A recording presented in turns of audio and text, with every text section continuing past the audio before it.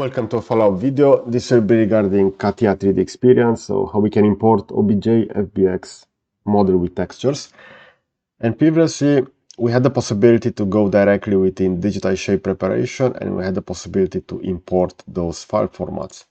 As you can see over here, I had the possibility to select an OBJ, and the file format was within that list. Now, I receive this comment. So do you have any solution to this? I encountered the same problem. The problem is that within the newer version, I'm still within digital shape preparation. If I'm gonna go to file import, okay, so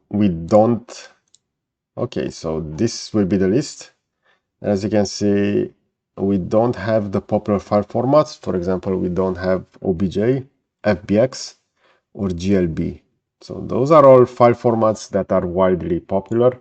And if you're familiar with mesh software generation, for example, generative AI, those will be the most popular. So we have USD, we have FBX, OBJ, STL will not have textures, GLB, 3MF, and these will be the file formats.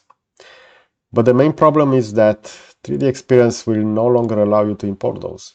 So if I'm just gonna go to file import, we no longer have that possibility. If I'm gonna go over here and I want to open a digitized file, this will actually give me a list with different options, but as you can see, that file format will also not be available over here.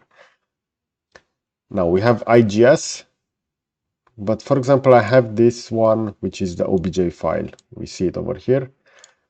If I'm gonna hit open, we're gonna see that the selection file does not match any of the required extension. So this was previously available, but it was for some reason removed. Not sure exactly why, because for example, if I'm just gonna drag and drop that within SolidWorks, and this is SolidWorks 2024, this will just load, so we can have it load as graphical, as surface, or as a closed body. But depending on the file size, this will take a certain amount of time. And currently I have this set to be loaded as a graphic model, so I can just visualize it over here. I can do a local section, but since this is just a mesh, that will not remain. But as you can see, I have the possibility to add that section cut. But as soon as I'm going to click OK, everything will disappear because the mesh is not actually being converted. And I tried the following to save this as a solid part. So let's just call this SolidWorks 2. The file size will be roughly 75 megabytes, and we see that that has been done. This will be the output. But the main problem is that if I will go over here and I say, okay, I want to import a SolidWorks file, I'm going to go to File, Import, and I have over here SolidWorks part on disk, and I will indicate that file, which is perfectly fine. 3D Experience will say that this will be a corrupt file, so not sure exactly why, because Solid will be able to open this without any problem. So let me just close and show you that.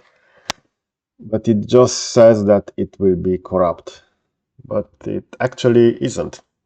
And this is why I don't understand why 3D Experience has those file formats, because over here within SolidWorks, I have the possibility to export this within multiple file formats, as you can see. So we have the most modern file formats, which are extended reality GLTF, and a binary over here, GLB. But yeah, we can't load those within 3D Experience. And we also have over here the other file formats. Now, we are not going to have directly FBX or OBJ as an export, only as an import, but we have this extended reality file format, which is really helpful. But if I'm gonna go for import, we're gonna see over here that for the import, we do gonna have those additional file formats. So just like I opened with drag and drop that OBJ, it will not be listed over here directly, but as you saw, I can easily drag and drop on OBJ and that will load. Okay, so not sure exactly why CATIA 3DEXPERIENCE decided to drop support for those file formats, but just like within my previous video where I tried to import that, it didn't want to. Now it's even worse because I don't even have that import option after the last update. So yeah, this is the current state. If you know a workaround for this, please let me know, because I really don't understand the reason why they removed that. And yeah, it's still odd that SolidWorks will import that and will also work with a GLB file as an export. Okay, so I hope you enjoyed this kind of content. You're gonna find a similar video on the left side, and I will also add a subscribe button to the right. So that's it. Thanks for watching.